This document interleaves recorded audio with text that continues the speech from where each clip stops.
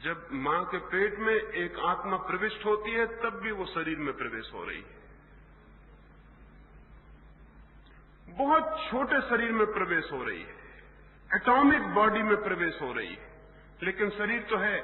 वो जो पहले दिन अणु बनता है मां के पेट में, वो अणु आपके पूरे शरीर की रूपाकृति अपने में छिपाए हुए। 50 साल बाद आपके बाल सफेद हो जाएंगे, ये संभावना भी उस छोटे से बीज में छिपी हुई। आपकी आंख का रंग कैसा होगा, ये संभावना भी उस बीज में छिपी हुई है। आपके हाथ कितने लंबे होंगे, आप स्वस्थ होंगे कि बीमार, आप गोरे होंगे कि काले, कि बाल घुंघराले होंगे, ये सारी बातें उस छोटे से बीज में पोटेंशियली छिपी हुई हैं। वो छोटी देह है, एटॉमिक बॉडी है, अणु शरीर है। उस अणु शरीर में आत्मा प्रविष्ट होती है।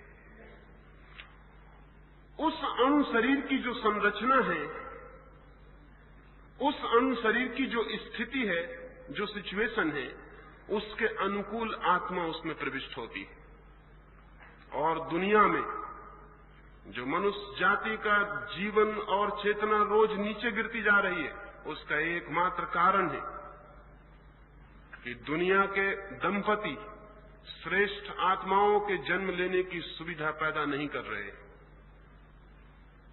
जो सुविधा पैदा की जा रही है वह अत्यंत निकृष्ट आत्माओं के पैदा होने की सुविधा है।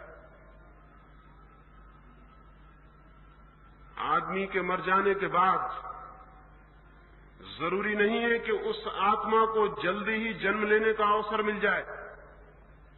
साधारण आत्माएं जो न बहुत श्रेष्ठ होती हैं, न बहुत निकृष्ट होती हैं, 13 दिन के भीतर नए शरीर की खोज कर लेती हैं।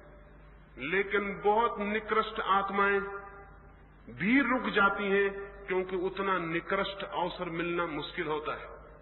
उन निकृष्ट आत्माओं को ही हम प्रेत और भूत कहते हैं। बहुत श्रेष्ठ आत्माएं भी रुक जाती हैं, क्योंकि उतने श्रेष्ठ अवसर का उपलब्ध होना मुश्किल होता है। उन श्रेष्ठ आत्माओं को ही हम देवता कहते हैं। पहली पुरानी दुनिया में भूत प्रेतों की संख्या बहुत ज्यादा थी और देवताओं की संख्या बहुत कम। आज की दुनिया में भूत प्रेतों की संख्या बहुत कम हो गई है और देवताओं की संख्या बहुत, क्योंकि देवता पुरुषों को पैदा होने का अवसर कम हो गया, भूत प्रेतों को पैदा होने का अवसर बहुत तीव्रता से उपलब्ध हुआ। तो जो भूत प्रेत रुके रह जाते थे मनुष्य के भीतर प्रवेश करने से, वे सारे के सारे मनुष्य जाति में प्रविष्ट हो गए। इसीलिए आज भूत प्रेत का दर्शन मुश्किल हो गया, क्योंकि उसके दर्शन की कोई जरूरत नहीं। आप आदमी को ही देख लें और उसका दर्शन हो जाए।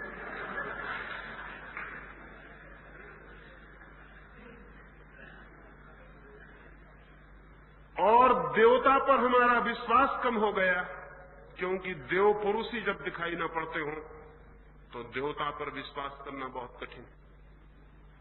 एक जमाना था कि देवता उतनी ही वास्तविकता थी, उतनी ही एक्चुअलिटी थी, जितना कि हमारी और जीवन के दूसरे सत्य हैं। अगर हम वेद के ऋषियों को पढ़ें तो ऐसा नहीं मालूम पड़ता कि वे देवताओं के संबंध में जो बात कह रहे हैं वो किसी कल्पना के देवता के संबंध में बात कह रहे हो। नहीं, वे ऐसे देवता की बात कर रहे हैं जो उनके साथ गीत गाता है, हंसता है, बात करता है। वे ऐसे देवता की बात कर रहे हैं जो जैसे पृथ्वी पर चलता है, उनके अत्यंत निकट है। हमारा देवलोक से सारा संबंध विनष्ट हुआ है, क्योंकि हमारे बीच ऐसे पुरुष नहीं जो सेतु बन सकें, जो ब्रिज बन सकें, जो देवताओं और मनुष्यों के बीच में खड़े होकर घोषणा कर सकें कि देवता कैसे होते हैं। और इसका सारा जुम्मा मनुष्य जाति के दाम्पत्य की जो व्यवस्था है उस पर निर्भर है। मनुष्य जाति के दाम्पत्य की सारी व्यवस्था कुरूप, अगली और परवर्टेड है। पहली तो बात यह है कि हमने हजारों साल से प्रेम पूर्ण विवाह बंद कर दिए हैं और विवाह हम बिना प्रेम के कर रहे हैं। जो विवाह बिना प्रेम के होगा उस दंपति के बीच कभी भी वो आध्यात्मिक संबंध उत्पन्न नहीं होता जो प्रेम से संभव था।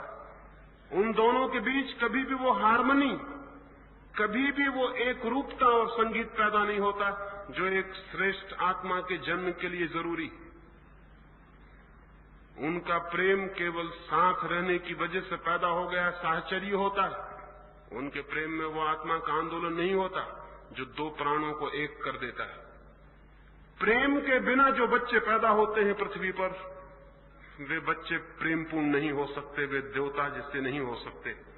उनकी स्थिति भूत प्रेत जैसी ही होगी। उनका जीवन घृणा, क्रोध और हिंसा का ही जीवन होगा। जरा सी बात फर्क पैदा करती है। अगर व्यक्तित्व की बुनियादी हार्मनी, अगर व्यक्तित्व की बुनियादी लयबद्धता नहीं है तो अद्भुत परिवर्तन होते हैं। शायद आपको पता न होगा, स्त्रियां पुरुषों से ज्यादा सुंदर क्यों दिखाई पड़ती हैं।